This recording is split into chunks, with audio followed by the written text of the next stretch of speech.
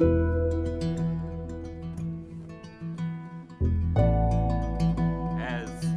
the intermediate youth comes sweeping in, unobtrusively and not noticed, we just want to give you a big round of applause and say we are so glad that you are here. And this is not to embarrass you, but to say truly and honestly, our community would not be complete unless you were here at the table. And we also know that you possibly taught way into the night last night. And so it's a feat of endurance. It is a full-on miracle that you are coming with eyes open. I had a chance last night to not be part of the debate, but I had a chance to go to church dance. And the energy was such that it would have raised the roof of this entire assembly.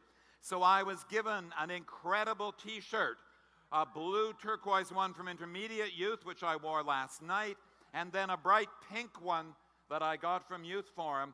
And I chose the pink because I needed to show off my color-coordinated pink striped socks. And I am just glad to be an honorary YFer, you know? Just saying, just saying. So you are almost in.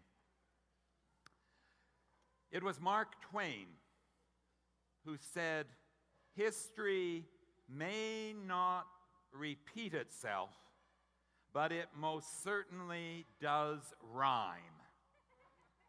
And that is why I find myself turning and returning to biblical story, where I find my life and God's, our lives and God's purposes intertwining and rhyming throughout the centuries and the millennia. We turn to these incredible and rich stories to gain glimmers of who we are and how we are being called in our present time. One of my favorites is good old Jacob. And you heard only the conclusion of part of a story, but I identify so strongly with Jacob, and frankly, I see the United Church in a Jacob situation these days, where you thought life was moving along smoothly. You knew where you fit in the plan, and with all the family members. And sure, he knew how to use his elbows at the sound of the tone just to get ahead. But he was trying his very best, like so many churches I know. And then all of a sudden, it totally fell apart. And he found himself on the run, on the lam, no longer at ease where he had grown up, no longer feeling totally comfortable in the little church on the hill, but being sent out he knew not where, into some obscure wilderness where there was no guarantee of safety or survival or safe routine. Like so many of us individually in our journeys, when we think we have it all together and suddenly everything goes off track. Or in our church lives, where whatever it is we've been doing no longer seems to work, and now we're on the run, worried about our future and about our lives. Now, I've always wondered what that last night was like for Jacob. Now, me, I would have packed. He had to take something with him. And socks, you say? He might have taken socks, just a little flash in the dead of night. But he would have traveled light, unlike myself. Because I am the guy that goes with 2 suitcases, at least. I need to be prepared for anything that I might come across en route. And I have a lot of sentimentality in me. And there are things that, like the stuffed animal and a particular cross, and my special Bible, and all my notes, and a preaching robe, and about 3 different stoles, depending on what people actually expect at any given gathering, and 2 suits just in case I come to the Maritimes and they're really formal, and I have 3 different ties, and I know from here I'm going on to Ottawa, so I also have to have a preaching robe and another kind of suit. And somebody said, most guys travel with only one pair of shoes, but this fellow is gay. He'll have at least 2 or 3. And I thought, now that is a stereotype, but it just happened to be true at that particular time. And so I am moving along, burdened down by all my baggage. I have a friend. She says, whenever you're traveling, you should never take more than you can hold in your arms or on your back, so when you are almost about to miss the plane, the bus, the train, you can run. I don't run. I don't think Jacob traveled with much baggage. Maybe a small bite of food that his mom, Rebecca, prepared for him. Big hug and a kiss, and she said, God bless you, kid. Go for it. Which all of a sudden reminds me, guess what? Of a poem called Lightening the Load by Frances Dorff. And she writes, we've loaded down our camel with so much baggage, we're never going to get through the desert alive. Something has to go. So then, we can begin the hard work of dumping the 1,000 things we've brought along until even the camel has to go. And we are walking barefoot across the desert sand.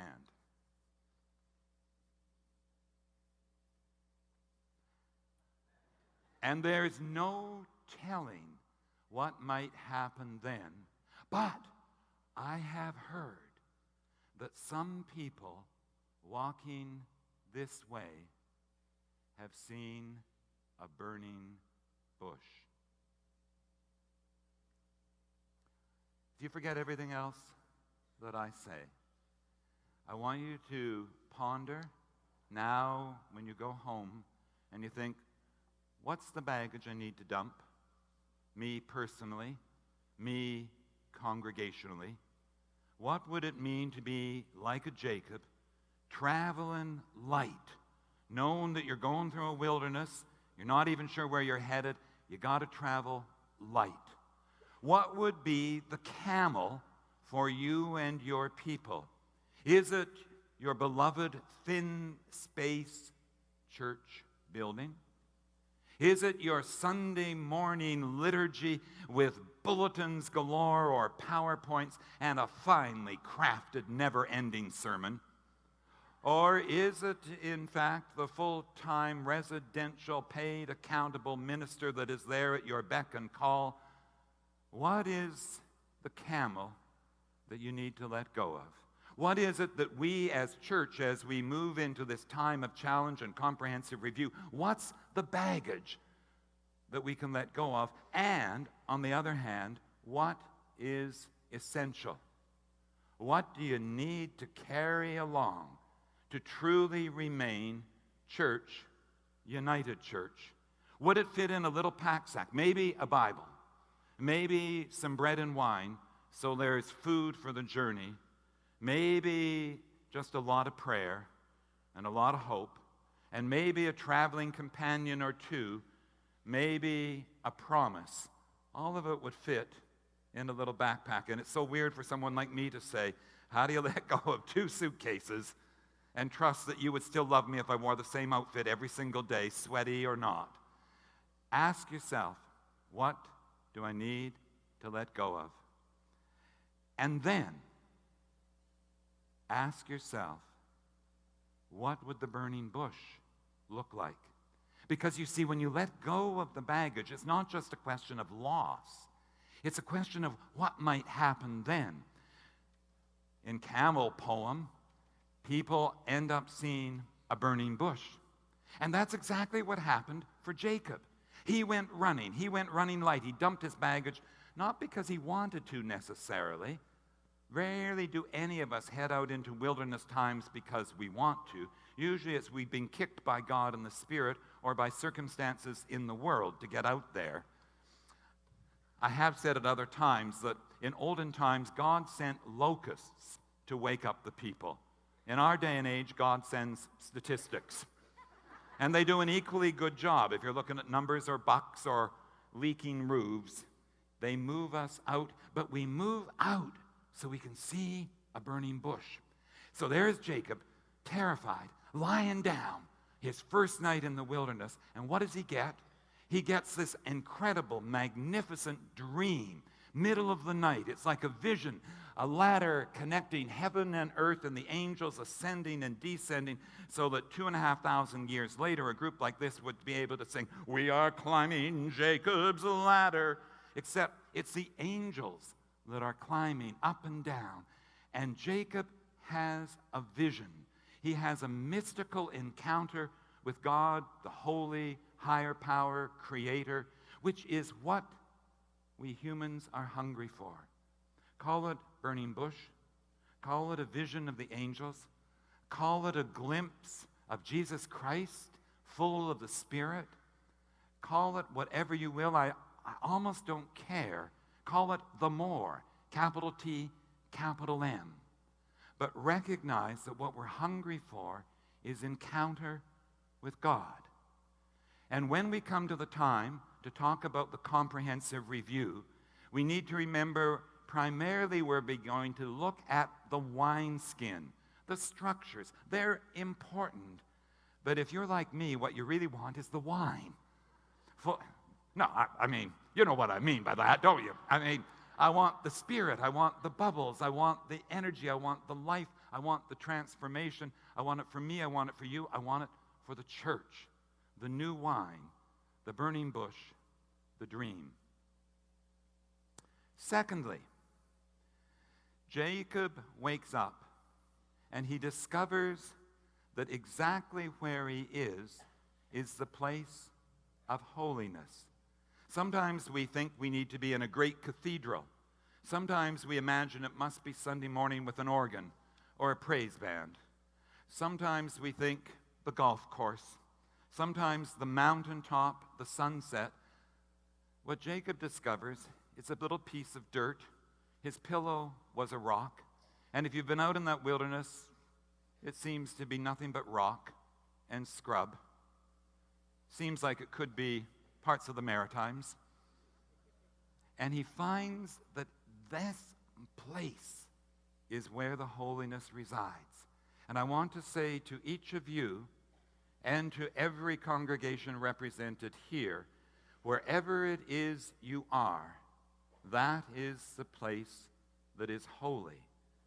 We may think we may need to go on long pilgrimage to holy places, thin spots. Wherever you find yourself, there is the potential for the holiness to break through and to shine so bright. The poet Mary Oliver said, "Hey, it doesn't have to be the blue iris." I'm saying, church, pay attention. The holiness is where you are. And you will be able to have a dream, encounter Christ, see a burning bush right there. And then the third thing that happens for Jacob is that he gets a promise.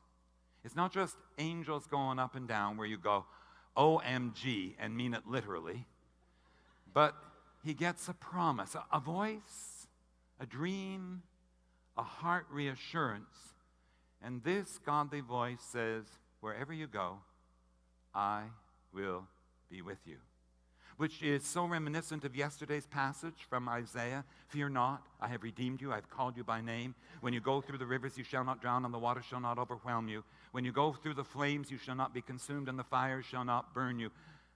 Here we hear God saying, I will be with you wherever you go. I want to say that to every congregation and to every one of us when we go through the tough times, the good times. There is a promise, and it is the promise that allows us to take the risks. It's the promise that allows you to dump the baggage. It's the promise that says, oh, beloved camel, even you need to go, because I live by promise. We live by hope. And therein lies our strength. People ask me, are you hopeful? And I say, I am so hopeful. I'm not optimistic. And I'm not trying to play Pollyanna. There will be many church closures. There will be many moments of grief and lamentation. And you know that. If you look at your own lives, no different in a church. Change means a little death and in promise a little resurrection. Sometimes as I've traveled around, I felt like the doctor saying, I'm here to tell you some very bad news. You're terminal. Be of good cheer. Because there's hope and resurrection on the other side. And they say, have you got any proof? I say, no, I got a promise. Oh, they say, you're one of those. But I am. Hope is rooted in God. St. Augustine, not my favorite theologian, but wise nonetheless, said, without God, we cannot. Without us, God will not. Called into a partnership of hope. A Bengali poet, Tagore, had a wonderful one-liner trying to define faith or hope. He said, hope is the bird that feels the light and sings while it is still dark. Faith, hope, is the bird that feels the light and sings to greet the dawn while it is still dark. I want you all to be singers, crazy birds, ready to feel the promise of God and a glimpse of the holy, and to just sing your hearts out, even though it feels like the dark is all around, and you don't know if you're going to get through the desert or the wilderness or over the ocean in one piece. I have just a couple more minutes, which allows me then to... Well, actually, I have more than just a couple. You said if I went on till 22, it's okay. So I'm going to shift.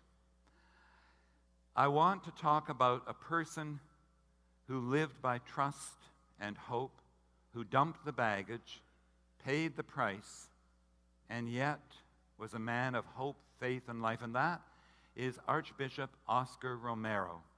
Many of you will remember him. He was the Archbishop of El Salvador. He came from a very privileged kind of family, and when the Catholic hierarchy appointed him to be Archbishop, they thought, we've got a safe guy. He's our yes man. He knows comfort and wealth, and he will protect the status quo.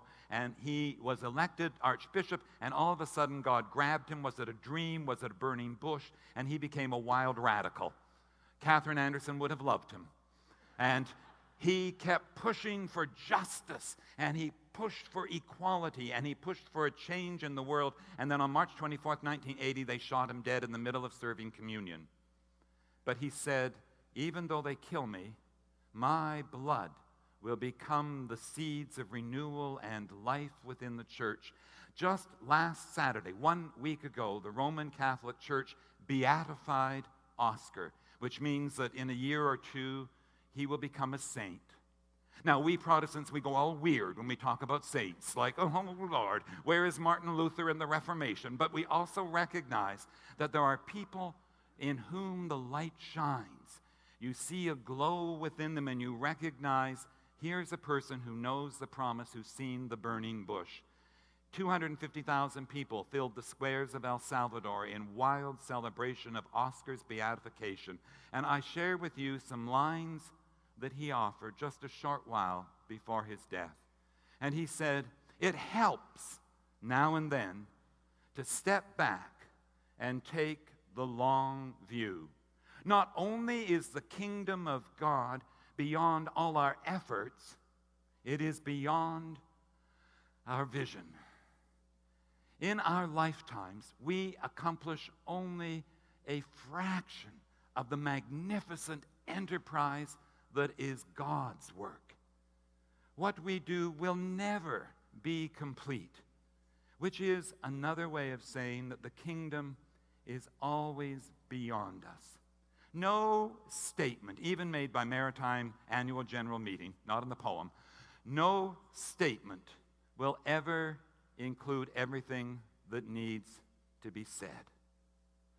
No prayer will fully express our faith. No confession will bring perfection. No pastoral visit will bring wholeness. No program will accomplish the church's mission. No statement of goals and objectives will include everything. This is what we are about. We plant seeds that will bear future hope. We water seeds already planted, knowing they have promise. We lay foundations that will need further development.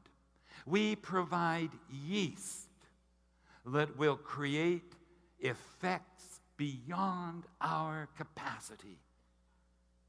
We may never see the end result, which is to say that we rely on God.